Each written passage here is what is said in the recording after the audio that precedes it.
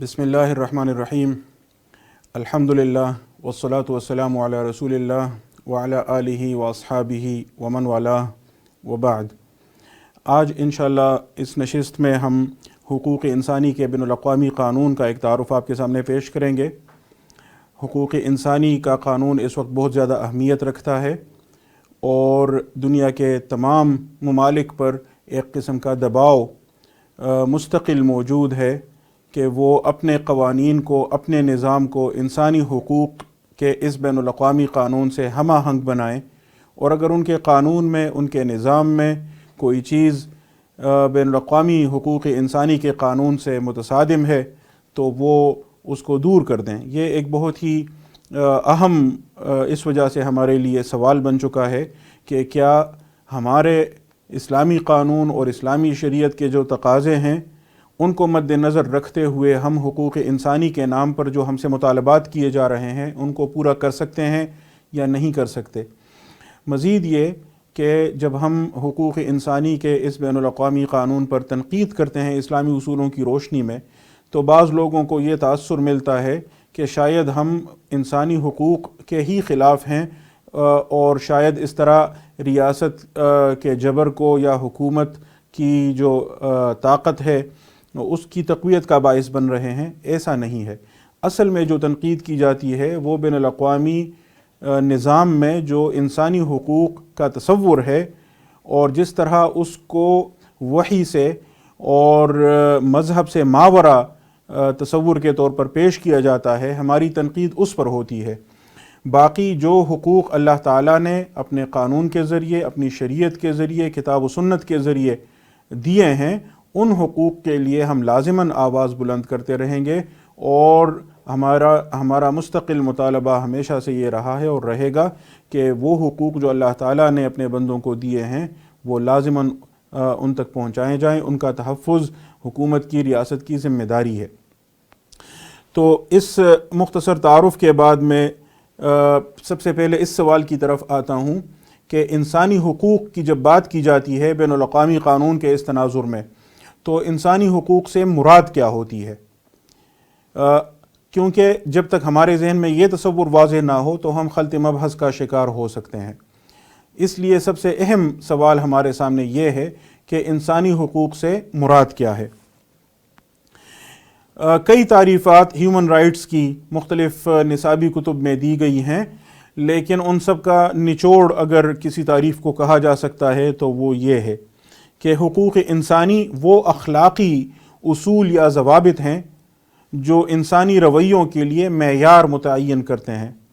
यानी इंसानी हुकूक़ नंबर 1 अखलाक़ी उसूल और ज़वाबित हैं, और नंबर 2 ये इंसानी रवैयों के लिए मेयार की हैसियत रखते हैं।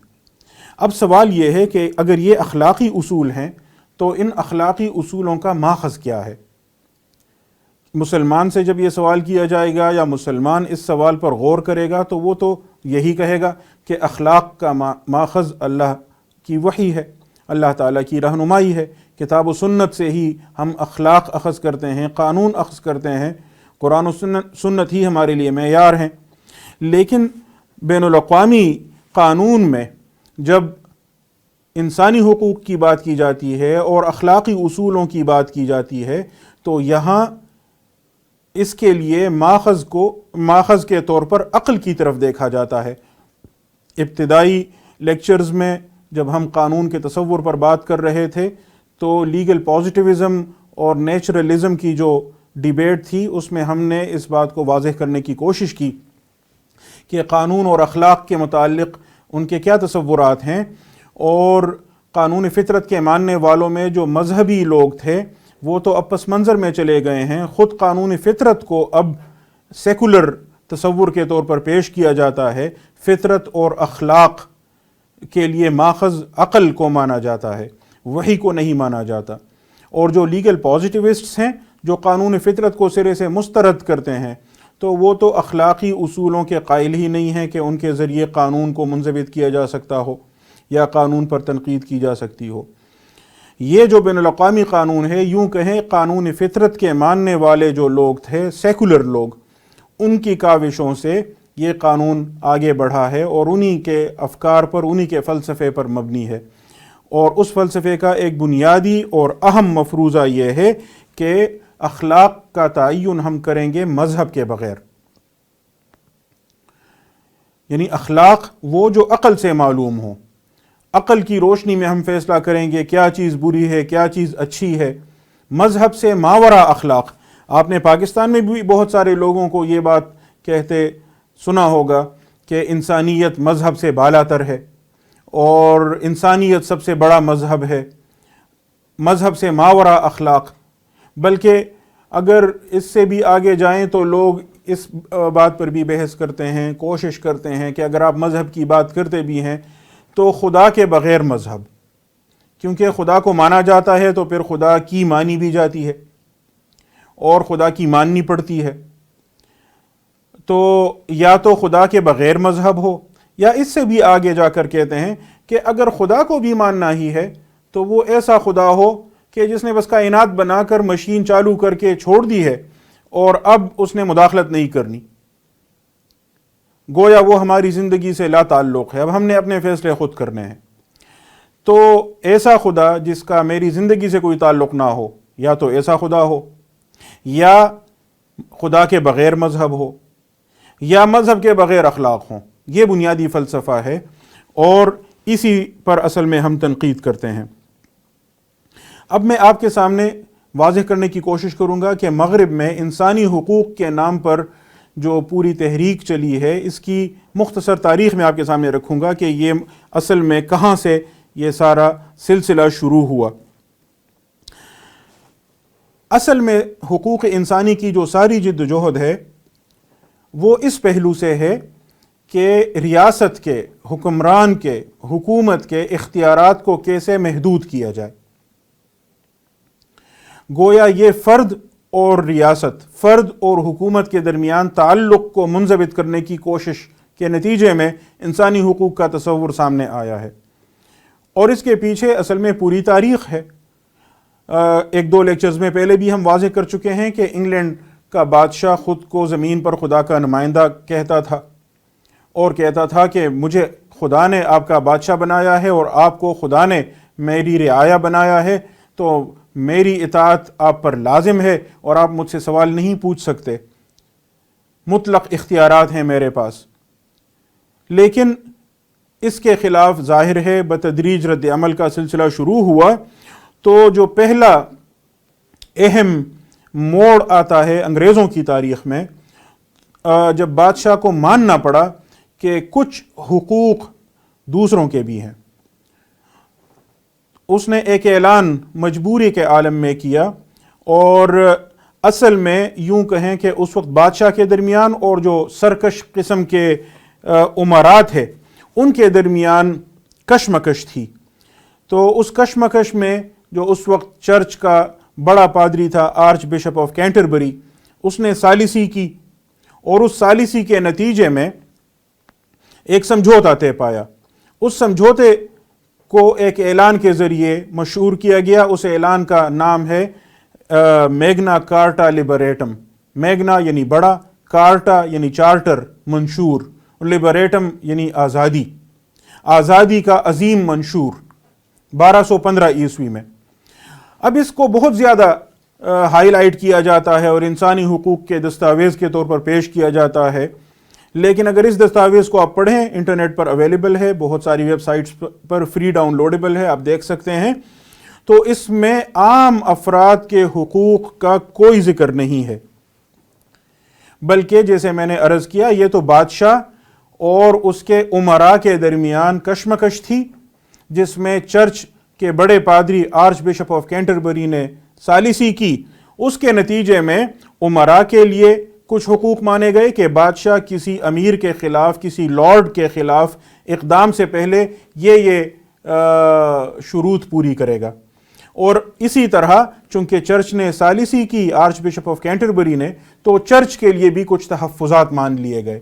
میگنا کارٹا اصل میں یہ ہے، لیکن بہرحال اس پہلو سے اس کی اہمیت ہے کہ پہلی دفعہ بادشاہ نے، انگلینڈ کے بادشاہ نے مان لیا کہ کسی کے خلاف اقدام سے پہلے اسے کچھ شرائط پوری کرنی ہوں گی. وہ کوئی عام آدمی نہیں بلکہ لارڈز کے خلاف اقدامات سے پہلے اسے کچھ شرائط پوری کرنی ہوں گی. تو گویا اس نے اپنے مطلق اختیار پر کچھ قیود مان لیے. یہ ابتدا ہے. اس کے بعد جب اگلا موڑ آتا ہے تو جس کو انگلینڈ میں بل آف رائٹس کہا جاتا ہے یا انگلش بل آف رائٹس، انگریزوں کا حقوق انسانی کا منشور، وہ یوں کہیں کہ اسے سامنے آنے میں تقریباً 400 سال لگے ہیں، اور وہ بھی بتدریج ایک ایک کر کے.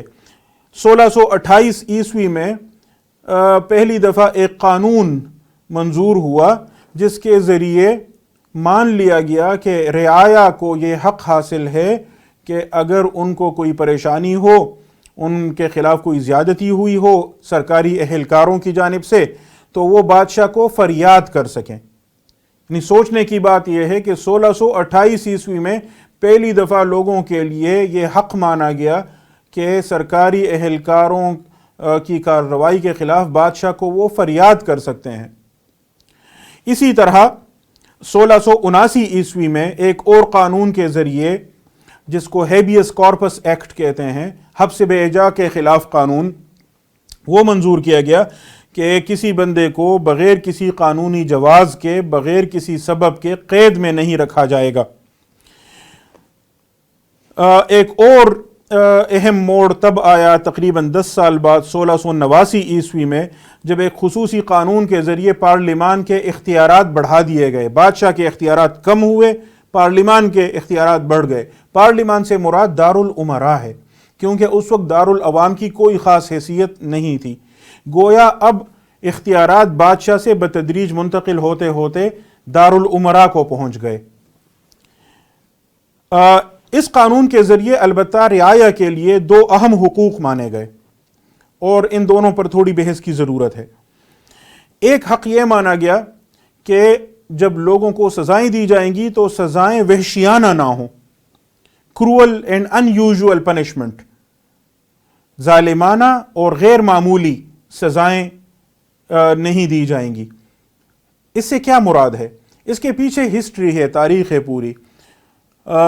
پوپ کے خلاف، پاپائی روم کے خلاف جب بغاوت ہوئی، لوگوں نے پادریوں کے اختیارات چیلنج کرنے شروع کیے، تو پادریوں کی جانب سے پاپائی روم کے حکم پر بالخصوص جب خصوصی عدالتیں قائم کی گئیں جن کو انکویزیشن کہتے تھے، تو ان عدالتوں میں جن لوگوں کو پاپائی روم کے حکم پر سزا دی جاتی تھی تو عام طور پر سزا یہ ہوتی تھی، یہ عام سزا تھی کہ ان کو زندہ جلا دیا جاتا. مثال کے طور پر ولیم ٹینڈیل وہ شخص تھا جس نے پہلی دفعہ پوری بائبل کو انگریزی میں ترجمہ کیا. تو پاپائی روم نے کہا کہ یہ اس نے بہت بڑا جرم کیا ہے، اور اس جرم کی پاداش میں اسے زندہ جلا دیا گیا. اور یہ ایک سزا نہیں، اس طرح کی سینکڑوں مثالیں موجود ہیں جب چرچ کی جانب سے سزا دی جاتی تھی اور وہ سزا زندہ جلانے کی صورت میں ہوتی تھی. کاش ان تک رسول اللہ صلی اللہ علیہ وسلم کی یہ حدیث پہنچی ہوتی کہ لا يعذب بالنار الا رب النار، کہ آگ سے سزا دینے کا صرف آگ کے رب کو ہی حق حاصل ہے. تو اس سیاق و سباق میں وحشیانہ سزا پر پابندی لگا دی گئی. یہ بات یاد رکھیے، اس پر آگے میں امریکہ کے قانون کے ضمن میں بھی تھوڑی بحث کروں گا.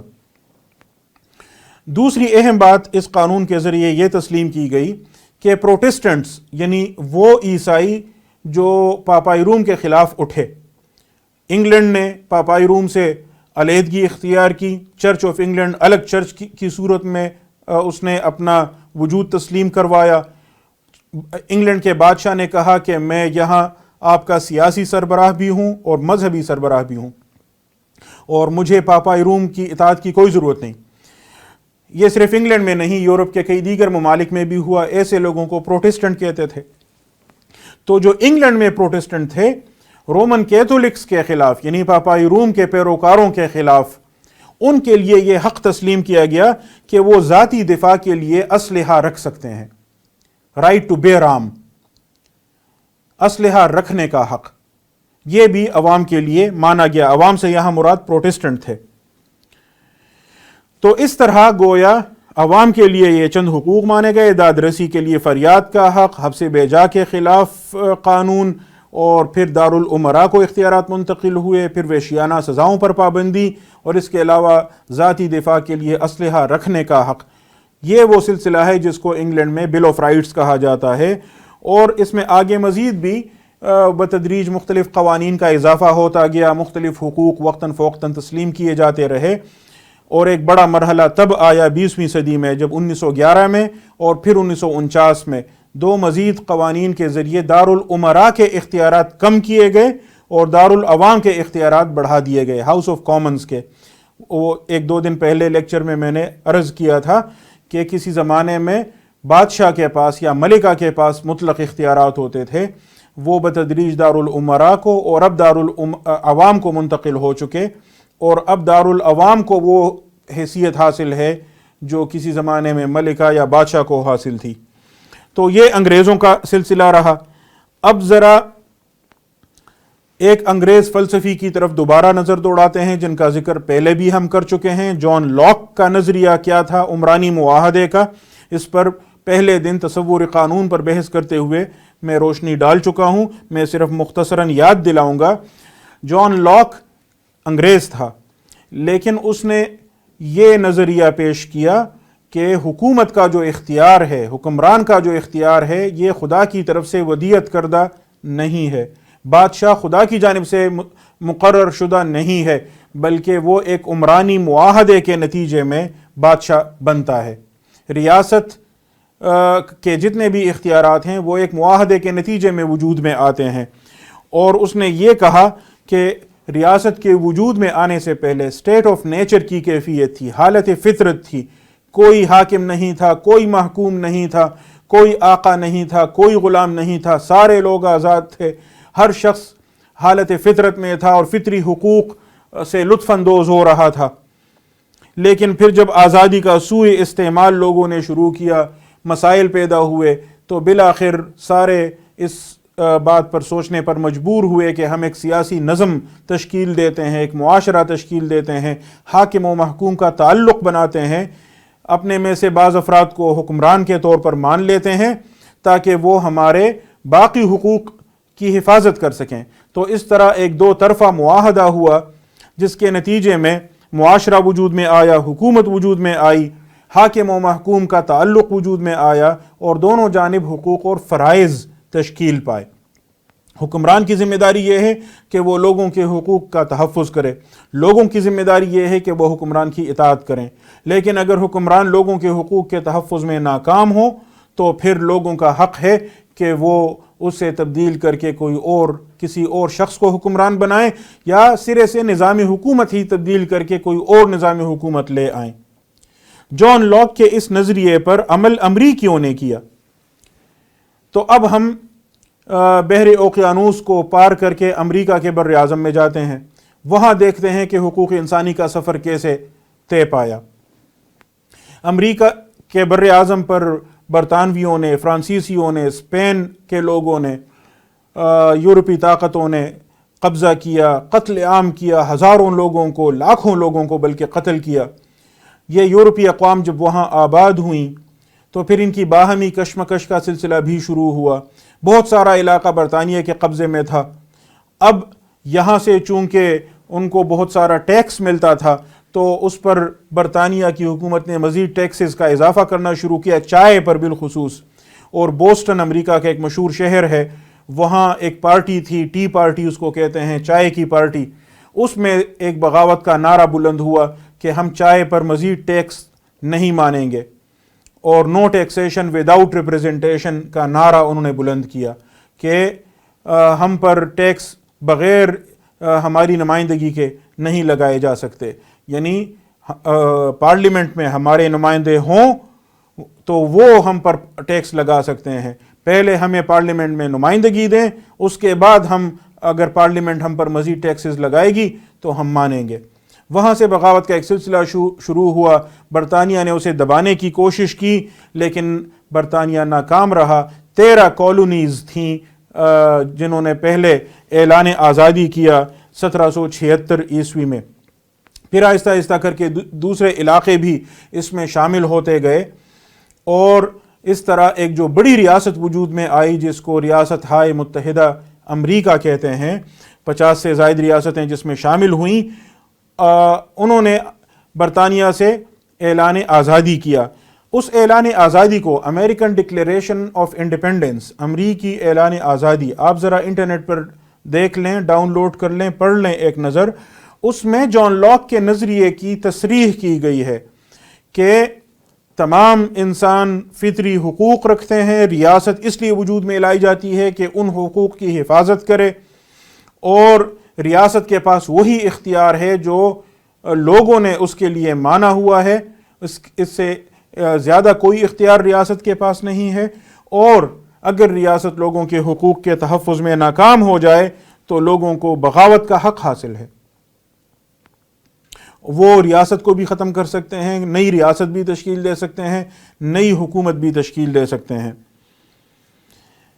تقریباً 10 سال بعد امریکیوں نے اپنا دستور بنایا، اور وہ وفاقی دستور تھا۔ وہ جو 13 ریاستیں پہلے بنی تھیں انہوں نے ایک نیم وفاقی قسم کا نظام تشکیل دیا تھا، لیکن پھر انہیں معلوم ہوا کہ برطانیہ بہت بڑی طاقت ہے، اس سے نمٹنے کے لیے ہمیں آپس میں اکٹھا ہونا ہوگا، تو انہوں نے ایک وفاقی ریاست کی تشکیل کی، اور اس ریاست کا جو دستور بنایا 1786 عیسوی میں، تو وہ ایک تحریری معاہدے کی صورت میں گویا ان ریاستوں نے جو امریکہ کی وفاق میں شامل ہوئے انہوں نے آپس میں ایک تحریری معاہدہ کیا، اور اس نے ریاست کے اختیارات کو محدود کر دیا۔ ریاست ہائے متحدہ امریکہ کے نام سے جو وفاق وجود میں آیا، اس وفاق کے پاس بس وہی اختیارات ہیں جو اس تحریری معاہدے میں دستور میں موجود ہیں، اس سے ما سوا، اس سے ماورا اس کے پاس کوئی اختیار نہیں ہے۔ یہ اصول انہوں نے وہاں اپنے لیے منوا لیا، اور اس کے باوجود ان لوگوں کو یہ پریشانی تھی کہ ریاست، جب ہم نے اتنی بڑی ریاست بنا لی ہے تو یہ ہمارے حقوق پر، ہماری آزادیوں پر قدغن نہ لگائے۔ تو ایک طویل مباحثے کے بعد 1789 عیسوی میں امریکی کانگریس نے چند حقوق منظور کیے کہ یہ بنیادی حقوق ہیں امریکی شہریوں کے جو ریاست لازماً ان کا تحفظ کرے گی۔ 2 سال بعد ان کی توثیق ہوئی تو 1791 عیسوی میں ان کو قانونی حیثیت حاصل ہو گئی۔ تو یہ جو 10 حقوق امریکی دستور میں مانے گئے، جو ابتدائی 10 ترامیم ہیں، ان کو امریکہ میں بل آف رائٹس کہا جاتا ہے، حقوق کی فہرست۔ ان میں مثال کے طور پر مذہبی آزادی کا حق ہے، اس میں اظہار رائے کی آزادی کا حق ہے، اس میں وہ جو 2 باتیں ہم نے ذکر کی برطانیہ کے سیاق و سباق میں کہ وحشیانہ سزائیں نہیں ہوں گی، اور اسی طرح ذاتی دفاع کے لیے اسلحہ رکھنے کا حق، اس طرح اور حقوق بھی ہیں۔ اچھا، اب امریکی سیاق و سباق میں تھوڑی سی میں مزید بھی وضاحت کروں کہ آج کل امریکہ میں یہ بحث چل رہی ہے کہ کیا سزائے موت امریکی دستور کے خلاف ہے، کیا یہ وحشیانہ سزا ہے؟ بہت سارے لوگ سزائے موت کو وحشیانہ سزا کہتے ہیں کہ اگر کسی بندے نے کسی کو قتل بھی کر دیا تو آپ اس کو سزائے موت نہیں دے سکتے، اور یہ ہمارے دستور کے خلاف ہے، کیونکہ دستور میں ہم نے کہا ہے کہ ظالمانہ اور غیر معمولی سزا یا وحشیانہ سزا نہیں دی جائے گی۔ لیکن دوسرے لوگ یہ کہتے ہیں امریکہ میں ہی کہ جن لوگوں نے دستور بنایا اور جنہوں نے اس میں یہ شق شامل کی کہ ظالمانہ سزا نہیں دیں گے، وہ خود سزائے موت کے قائل تھے اور سزائے موت دیتے رہے، تو اس وجہ سے یہ امریکی دستور کے خلاف نہیں ہے۔ ایک اور گروہ ہے جو کہتا ہے کہ ٹھیک ہے، دستور جنہوں نے بنایا ان کے نزدیک اس کا جو بھی مفہوم تھا، لیکن وہ تو 250 سال پرانی بات ہو گئی، ہم دستور کے الفاظ تبدیل نہیں کرنا چاہتے، الفاظ بے شک وہی ہوں، لیکن ظالمانہ اور غیر معمولی سزا سے مراد کیا ہے یہ ہم آج کے معیار پر دیکھیں گے۔ آج امریکی معاشرے کی جو اخلاقی اقدار ہیں ان کی روح سے کیا سزائے موت وحشیانہ سزا ہے یا نہیں ہے، یہ ہم دیکھیں گے۔ تو اس طرح گویا ایک ہی شق کو اس کو تعبیر کرنے کے لیے 3 مختلف زاویہ ہائے نظر موجود ہیں۔ ایک دفعہ پھر میں اس بات کی طرف علماء کرام کی، مفتیان کرام کی توجہ دلانا چاہتا ہوں کہ قانون کی تعبیر کا معاملہ کتنا اہم ہے۔ اب ذرا واپس یورپ کی طرف آئیے، بحر اوقیانوس میں سفر کرتے ہوئے واپس آئیے اور یہاں اب فرانس کی طرف آئیے کہ وہاں حقوق انسانی کا تصور کیسے آگے بڑھا۔ یہاں آپ کو ایک اور اہم فلسفی ملتا ہے، جان ژاک روسو، جس کا نظریہ یہ تھا کہ طاقت کا سرچشمہ عوام ہے، عوام ساورن ہیں، حاکمیت اعلیٰ عوام کے پاس ہے۔ یہ نظریہ جو روسو کا تھا یہ انقلاب فرانس کی بنیاد بنا۔ لوگوں نے بادشاہ کے خلاف بغاوت کی، خون ریز انقلاب آیا اور اس کے بعد وہاں عوام کی طاقت کا یوں کہیں کہ اظہار کیا گیا۔ لیکن یہاں ایک دفعہ پھر اس بات کی طرف توجہ دلانی ضروری ہے کہ نام تو عوام کا لیا جاتا ہے لیکن بات اصل میں ہوتی کیا ہے۔ روسو نے فرق کیا اجتماعی ارادے میں اور افراد کے ارادے میں، یعنی جنرل ول میں اور ول آف آل میں، یعنی ایک فرد، 2 افراد، 3 افراد، تمام افراد مل کر بھی جس رائے کا اظہار کریں تو ہم کہیں گے یہ تو تمام افراد کی رائے ہے، لیکن جو جنرل ول ہے وہ اس سے مختلف ہے۔ اور قانون کے متعلق اس نے یہ کہا کہ قانون جنرل ول کا اظہار ہے، اجتماعی ارادے کا اظہار ہے۔ اجتماعی ارادے سے مراد تمام افراد کی رائے نہیں ہے بلکہ وہ ایک مستقل الگ حیثیت رکھتی ہے، اور تمام افراد مل کر بھی اس اجتماعی ارادے کو تبدیل نہیں کر سکتے، اس کے خلاف نہیں جا سکتے۔ اجتماعی ارادے سے مراد کیا ہے؟ وہی حقوق انسانی کا غیر مذہبی سیکولر نظریہ۔ آپ دیکھتے ہیں نا کئی ممالک میں لوگوں نے ووٹوں سے حکومت منتخب کی لیکن مغربی طاقتوں نے اس حکومت کو تسلیم کرنے سے انکار کیا۔ آپ ان سے کہتے ہیں کہ جمہوری اصولوں پر حکومت وجود میں آئی ہے تو آپ کیسے اسے ماننے سے انکار کرتے ہیں؟ وہ کہتے ہیں جمہوریت یہاں آمریت کا باعث بنی ہے۔ اس کا کیا مطلب ہوا؟ لوگوں نے اپنی مرضی سے حکومت قائم کی ہے؟ نہیں، وہ کہتے ہیں لوگ اپنی مرضی سے اپنے اوپر آمریت کی حکومت قائم نہیں کر سکتے۔ گویا ہم فیصلہ کریں گے کہ جمہور کی رائے درست ہے یا نہیں ہے۔ ہمارے پاس جمہور کی رائے کی صحت اور عدم صحت جانچنے کے لیے ایک الگ معیار ہے۔ وہ معیار کیا ہے؟ بالکل پہلے سلائیڈ میں آج میں نے ذکر کیا، وہ حقوق انسانی کا معیار ہے۔ تو جس کو وہ حقوق انسانی کہتے ہیں اس کے خلاف ہوگی کوئی بات تو چاہے پوری قوم کی غالب اکثریت اس حکومت کو منتخب کرنے کی حامی ہو، مغربی طاقتیں اسے نہیں مانیں گی۔ اب ہم برطانیہ، امریکہ اور فرانس میں ہم نے دیکھا، تو اب دیکھتے ہیں کہ بین الاقوامی جو قانون ہے حقوق انسانی کا وہ کیسے تشکیل پایا۔ اقوام متحدہ کی طرف آئیے۔ دوسری جنگ عظیم جب ہوئی، اور دوسری جنگ عظیم سے پہلے ہی یورپ 2 نظریوں کی کشمکش میں پھنس گیا تھا۔ سرمایہ دارانہ نظام کا علمبردار برطانیہ عظمیٰ کو سمجھا جاتا تھا، اور اشتراکی نظام کا نعرہ بلند کیا تھا روس نے۔ اشتراکیت اور سرمایہ دارانہ نظام یوں کہیں ایک ہی جڑ سے نکلی ہوئی 2 شاخیں ہیں، لیکن ان کی آپس میں کشمکش تھی، اور اس کشمکش کے نتیجے میں بہت زیادہ اختلافات تھے، اور روس کی کوشش تھی کہ وہ اشتراکی نظریے کو پھیلائے، برطانیہ کی کوشش تھی کہ وہ اس کو روکے۔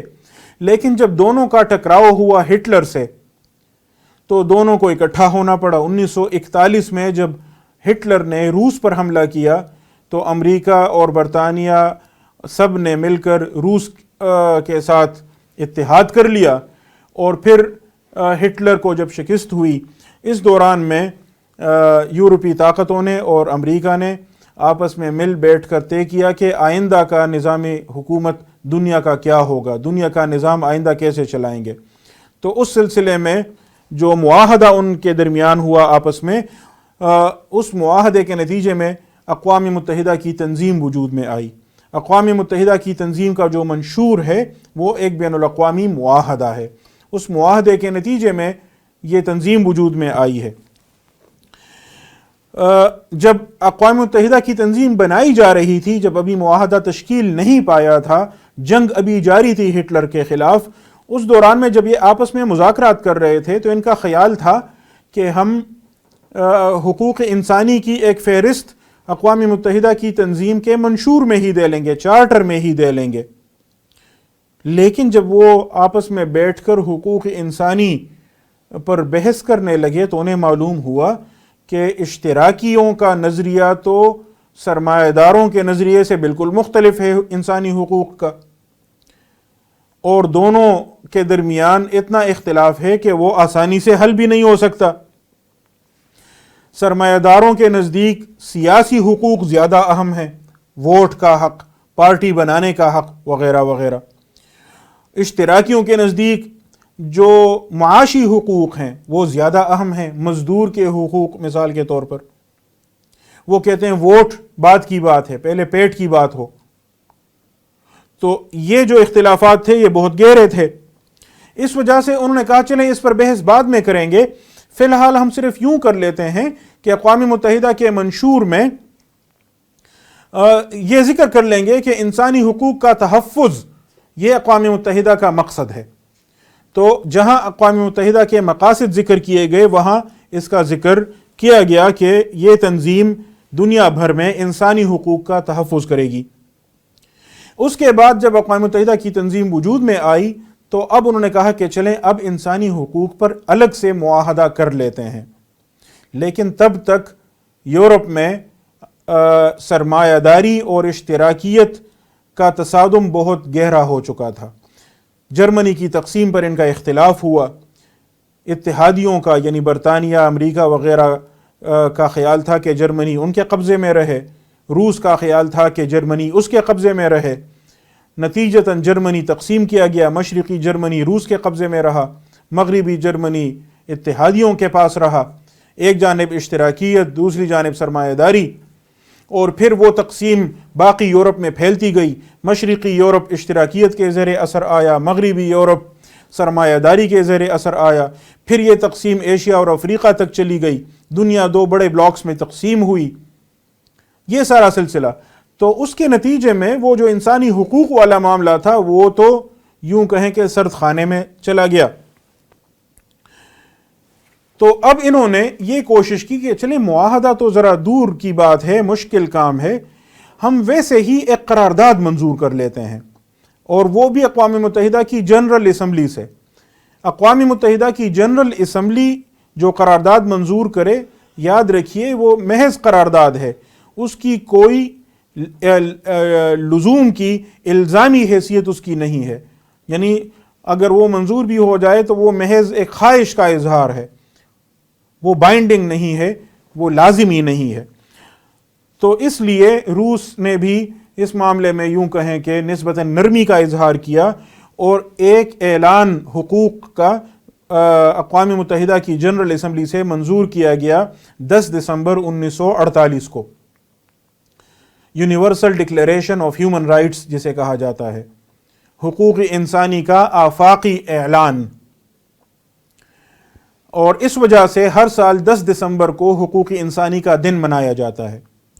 10 دسمبر 1948 کو یہ اعلان منظور کیا گیا کہ یہ حقوق کی ایک فہرست ہے جو ہر انسان کے لیے ہم مانتے ہیں۔ اب وہ حقوق کیا ہیں؟ ہمارے لوگ الگ الگ حق پر بات کرتے ہیں، حالانکہ اصل میں حقوق آپس میں ہمیشہ تصادم میں ہوتے ہیں، ایک حق دوسرے حق کے ساتھ مسابقت کرتا ہے، اور ہر قانونی نظام میں ایک حق کو دوسرے حق پر ترجیح دینے کے لیے اپنا الگ نظام ہوتا ہے۔ اس لیے اس پر کافی تفصیلی بحث کی ضرورت ہے جس کا یہاں موقع نہیں ہے، میں صرف آپ کے سامنے اس انسانی حقوق کے بین الاقوامی قانون کا تعارف ہی تو پیش کر رہا ہوں۔ جہاں تک معاہدے کی بات ہے تو معاہدہ 18 سال بعد وجود میں آ سکا. یعنی اتنا مشکل کام تھا. سرمایہ داری اور اشتراکیت کا تصور جو تھا حقوق انسانی کا، وہ آپس میں اتنا مختلف تھا کہ اختلافات کو دور کرنا بہت مشکل ثابت ہوا. 18 سال اس میں لگے، اور وہ بھی تب وہ کوشش کامیاب ہوئی جب اشتراکیوں کو جو حقوق چاہیے تھے وہ الگ معاہدے میں ذکر کیے گئے، اور سرمایہ داروں کو جو حقوق چاہیے تھے وہ الگ معاہدے میں ذکر کیے گئے. امریکہ اور اس کے اتحادیوں کو، سرمایہ داروں کو جو حقوق درکار تھے وہ الگ معاہدے میں ذکر کیے گئے. اس معاہدے کا نام ہے شہری و سیاسی حقوق کا معاہدہ، international covenant on civil and political rights. اور روس اور اس کے اتحادیوں کو جو حقوق چاہیے تھے وہ الگ معاہدے میں ذکر کیے گئے، اقتصادی، سماجی اور معاشرتی حقوق کا معاہدہ، international covenant on economic, social and cultural rights. تو اس طرح دو الگ معاہدات وجود میں آئے کہ روس اور اس کے اتحادی اس معاہدے کو مانیں گے، امریکہ اور اس کے اتحادی اس معاہدے کو مانیں گے، اور کچھ ممالک ہوں گے جو دونوں معاہدات کو مانتے جائیں گے. تو اس طرح بتدریج پوری دنیا میں ایک قسم کا اتفاق ممکن ہو سکے گا. 1966 کے بعد دوسرا مرحلہ حقوق انسانی کے قانون کا شروع ہوا. اس وقت تک تو ہیومن رائٹس کی بات ہو رہی تھی، انسان کے حقوق کی. اب خصوصی حقوق کی بات ہونے لگی، خصوصی معاہدات، جیسے خواتین کے حقوق یا بچوں کے حقوق یا اقلیتوں کے حقوق، یا اسی طرح خصوصی موضوعات پر جیسے تشدد کے خلاف یا نسلی امتیاز کے خلاف معاہدہ. تو ایک تو یہ سلسلہ شروع ہوا. دوسرا یہ کہ مختلف ریجنز میں، مختلف علاقوں میں حقوق انسانی کے تحفظ کے لیے علاقائی سطح پر نظام تشکیل پانے لگے. جیسے یورپ نے، بر اعظم یورپ میں آپس میں بین الاقوامی ایک نظام تشکیل دیا حقوق انسانی کے تحفظ کے لیے. ایک بین الاقوامی عدالت انہوں نے تشکیل دی، لیکن وہ یورپ ہی کے لیے ہے. اس کا نام ہے European court of human rights, حقوق انسانی کی یورپی عدالت. اور ان یورپی اقوام نے آپس میں ایک اور معاہدہ کیا، European convention on human rights, اور اس کے نتیجے میں وہ عدالت وجود میں آئی جہاں اپنی ریاست کے خلاف، یا اگر ایک ریاست کا باشندہ کسی اور ریاست میں گیا ہے وہاں اس کے حقوق کی خلاف ورزی ہو جاتی ہے، وہاں اسے داد رسی نہیں ہوتی، تو وہ اس یورپی عدالت میں آ سکتا ہے. یہ نظام انہوں نے تشکیل دیا. اسی طرح افریقی ممالک نے، افریقی یونین نے اپنا نظام تشکیل دیا. امریکی بر اعظم میں موجود ریاستوں نے اپنا نظام تشکیل دیا. جنوبی ایشیا میں لوگ یہ خواب ابھی دیکھ رہے ہیں، لیکن ظاہر ہے یہاں ایک ریاست بھارت اتنی بڑی ہے اور اتنی ظالم ہے، اور آس پاس کی تقریباً تمام ریاستوں کے ساتھ اس کے اتنے تنازعات ہیں کہ ان کی موجودگی میں اس ریجن میں اس طرح کی عدالت کا تصور کم از کم مستقبل قریب میں ممکن نہیں ہے. اب آخر میں اس بات پر مختصر گفتگو کرنا چاہتا ہوں کہ حقوق انسانی کے اس قانون کا دباؤ کتنا ہے. یعنی ہم کب تک اس سے آنکھیں چرائیں گے؟ آنکھیں چرانے سے کام نہیں چلے گا، بلکہ اس چیلنج کا سامنا کرنا ہوگا. اس کے لیے پہلے اس بات پر توجہ کیجئے کہ بین الاقوامی قانون کا آپ کے ملکی قانون کے ساتھ تعلق کیا ہے. اس تعلق کے متعلق 3 نظریات پائے جاتے ہیں. ایک نظریہ وحدت کا ہے کہ ملکی قانون اور بین الاقوامی قانون ایک ہی نظام کا حصہ ہیں. تو جیسے ملک کے اندر صوبہ ہوتا ہے، صوبے کے اندر ضلع ہوتے ہیں، تو اگر صوبائی اسمبلی نے کوئی قانون بنایا وہ ملکی قانون کا حصہ ہے. اور اسی طرح اگر وفاق کی سطح پر قومی اسمبلی نے یا پارلیمنٹ نے قانون بنایا وہ بھی ملکی قانون کا حصہ ہے.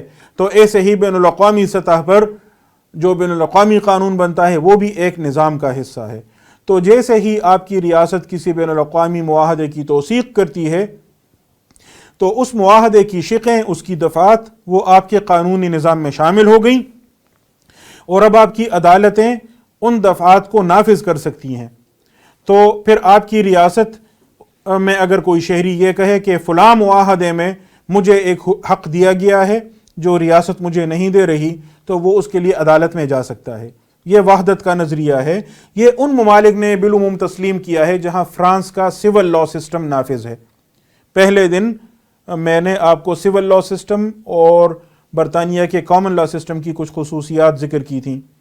تو جن ممالک میں فرانس کا سول لا سسٹم نافذ ہے وہاں یہ وحدت کا نظریہ عموماً تسلیم کیا گیا ہے. البتہ جہاں برطانیہ کا کامن لا کا سسٹم نافذ ہے جیسے پاکستان، بھارت وغیرہ، تو وہاں ایک اور نظریہ ہے جس کو دوئی کا نظریہ کہا جاتا ہے، ڈوئلزم. اس کے تحت مفروضہ یہ ہے کہ بین الاقوامی قانون الگ ہے اور جو ملکی قانون ہے وہ بالکل الگ ہے، اور بین الاقوامی قانون براہ راست آپ کے ملکی قانون کا حصہ نہیں بنتا. چنانچہ جب آپ کی ریاست کسی معاہدے کی توثیق کر لے تو اس کے بعد ضرورت اس امر کی رہتی ہے کہ آپ کی پارلیمنٹ ایک قانون منظور کرے جس میں اس بین الاقوامی معاہدے کی دفعات کو شامل کیا جائے، آپ کے قانونی نظام میں شامل کیا جائے، تب وہ بین الاقوامی قانون آپ کے ملکی قانون کا حصہ ہو جاتا ہے اور تب آپ کی عدالتیں اسے نافذ کر سکیں گی. جیسے مثال کے طور پر ایک بین الاقوامی معاہدہ ہے سفیروں کے حقوق اور مراعات کے متعلق، Vienna convention on diplomatic relations, سفارتی تعلقات کے متعلق معاہدہ ویانا. پاکستان نے اس کی توثیق کی، یہ 1961 کا معاہدہ ہے، لیکن توثیق کے بعد پاکستان کے پارلیمنٹ نے باقاعدہ ایک قانون منظور کیا 1972 میں. اس قانون کا نام ہے diplomatic relations and immunities act, سفارتی تعلقات اور مراعات کا قانون. تو آپ کی عدالت اب اس قانون کی روح سے سفیروں کے لیے استثناء بھی مانتی ہے اور ان کے حقوق بھی مانتی ہے. اس کو انکارپوریشن کہتے ہیں کہ بین الاقوامی قانون کو آپ نے پارلیمنٹ کے قانون کے ذریعے اپنے ملک کے قانونی نظام کا حصہ بنا دیا. آج کل اقوام متحدہ کی کوششوں سے ایک تیسرا نظریہ بھی سامنے آ چکا ہے، اس کو کوآرڈینیشنزم کہتے ہیں. اس کا کہنا یہ ہے کہ بین الاقوامی قانون اور ملکی قانون دو الگ دائروں میں کام کرتے ہیں اور دونوں میں ٹکراؤ ہوتا ہی نہیں ہے. لیکن بظاہر تو یہ بہت اچھی بات لگتی ہے، لیکن جب نتیجہ اس کا آخر میں نکالتے ہیں وہ بڑا خطرناک ہے. وہ کہتے ہیں جب کسی ریاست نے بین الاقوامی معاہدہ کر لیا تو اب وہ بین الاقوامی دائرے میں بین الاقوامی برادری کے سامنے جواب دہ ہے کہ اس معاہدے پر عمل کرے. جہاں تک آپ کی ملکی عدالتوں کا تعلق ہے تو وہ تو ملکی قانون کی پابند ہیں، تو ٹکراؤ تو ہے ہی نہیں. لیکن اگر آپ نے کسی بین الاقوامی معاہدے پر دستخط کیے ہیں، اس کی توثیق کی ہے، اور اس کے بعد اس کی کسی شق پر آپ عمل نہیں کر رہے تو آپ بین الاقوامی برادری کے سامنے جواب دہ ہیں. وہاں آپ یہ عذر پیش نہیں کر سکتے کہ اس شق پر میں اس لیے عمل نہیں کر پا رہا کہ میرے ملک کا قانون مختلف ہے، کیونکہ اگر آپ کے ملک کا قانون مختلف ہے تو اسے آپ تبدیل کر دیں. آپ نے اس قانون کو تبدیل کرنا ہے کیونکہ رکاوٹ دور کرنا آپ کی ذمہ داری ہے. آپ نے بین الاقوامی معاہدے کی توثیق کی ہے، بین الاقوامی برادری کے سامنے آپ جواب دہ ہیں، اس لیے آپ یہ عذر نہیں پیش کر سکتے کہ میرا ملکی قانون مجھے اجازت نہیں دیتا تو اس قانون کو تبدیل کر لیں، جو بھی رکاوٹ ہے اسے دور کر لیں. تو نتیجہ آخر میں کیا نکلا کہ جب آپ نے بین الاقوامی معاہدے کی توثیق کر لی ہے تو اب اگر کوئی آپ کا ملکی قانون اس معاہدے کے خلاف ہے تو اسے تبدیل کرنا آپ کی ذمہ داری ہے.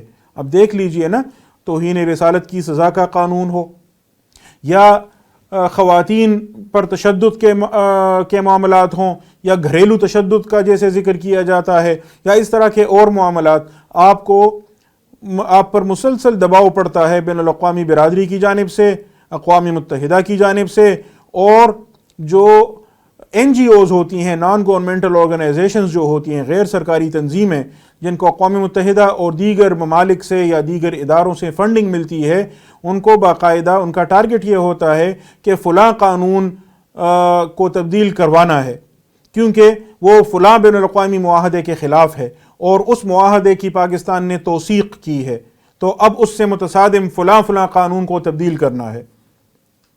اس لیے بین الاقوامی معاہدات کی توثیق بہت ہی حساس معاملہ ہے، اور پاکستان کے قانونی نظام میں برطانیہ کے زیر اثر اصول یہ ہے کہ دستخط تو ریاست کی جانب سے جس بندے نے بھی کیے، اس کے بعد اس کی توثیق وزارت خارجہ میں سیکریٹری کی سطح کا بندہ کرتا ہے، ایک بیوروکریٹ کرتا ہے۔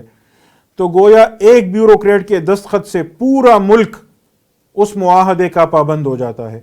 امریکہ میں اس کے برعکس یہ ہوتا ہے کہ جو بھی معاہدہ امریکہ کا صدر خواہ اس پہ دستخط کرے، وہ امریکہ پر تب تک بائنڈنگ نہیں ہوتا، امریکہ پر اس کا اطلاق تب تک نہیں ہوتا جب تک امریکی کانگریس کا جو ایوان بالا ہے، سینٹ، وہ اس کی توثیق نہ کرے۔ سینٹ میں وہ معاہدہ پیش کیا جاتا ہے، وہاں اس پر بحث ہوتی ہے، اس کے بعد بعض اوقات اسے منظور کیا جاتا ہے، بعض اوقات مسترد کر دیا جاتا ہے۔ اور اس کی ایک بڑی واضح مثال بچوں کے حقوق سے متعلق معاہدہ ہے۔ پوری دنیا میں اقوام متحدہ کی جتنی بھی رکن ریاستیں ہیں، ان میں امریکہ اس وقت واحد ریاست ہے جس نے بچے کے حقوق سے متعلق اس معاہدے کی توثیق نہیں کی، کیونکہ امریکی سینٹ نے اس کی منظوری نہیں دی۔ 1995 میں میڈیلین البرائٹ جو امریکہ کی وزیر خارجہ تھی، اس نے اس معاہدے پر دستخط کر لیے، لیکن امریکی سینٹ نے اس کی آج تک توثیق نہیں کی ہے۔ تو اسی طرح کے میکینزم کی ضرورت ہمارے ملک میں بھی ہے۔ آخری بات میں عرض کرتا ہوں کہ یہ یاد رکھیے کہ آج کی دنیا میں معیار کیا ہے، معیار سے ہم نے یہ گفتگو شروع کی تھی، معیار پر ہی ختم کرتے ہیں۔ مہذب قوم کون سی ہے، کون سی نہیں ہے، اس کے لیے معیار کیا ہے؟ حقوق انسانی کا جو تصور ہے وہی اس کے لیے معیار ہے۔ اوپن ہائم آج سے تقریباً 100 سال پہلے ایک بڑا مشہور مصنف گزرا ہے، بین الاقوامی قانون کا ماہر، اور اس کی کتاب بین الاقوامی قانون پر جو ہے وہ کلاسکس میں شمار کی جاتی ہے۔ اس نے 3 شرائط ذکر کی تھیں کہ غیر یورپی اقوام، اس نے کہا تھا کہ یہ جو بین الاقوامی نظام ہے یہ تو یورپی اقوام کا تشکیل کردہ نظام ہے، ان کا اپنا کلب ہے، غیر یورپی اقوام اس کلب میں داخل ہو سکتی ہیں 3 شرائط پر۔ ایک یہ کہ وہ تہذیب کی ایک خاص سطح تک پہنچی ہوئی ہوں، غیر مہذب اقوام کو ہم یہاں داخل نہیں ہونے دیں گے، یہ پہلی شرط ہے۔ دوسری شرط یہ ہے کہ وہ اقوام یہاں داخل ہو سکتی ہیں جو ہماری شرائط مانیں گی، جو اس کلب میں داخل ہونے کے جو قواعد و ضوابط ہیں اور یہاں رہنے کے جو اصول ہیں ان پر عمل کرنے کی ذمہ داری اٹھائے۔ اور تیسری شرط یہ ہے کہ ہم اسے آنے بھی دیں، کلب کے جو پہلے سے ممبر ہیں وہ ان کو اندر داخل ہونے دیں گے تو آپ داخل ہو سکیں گے۔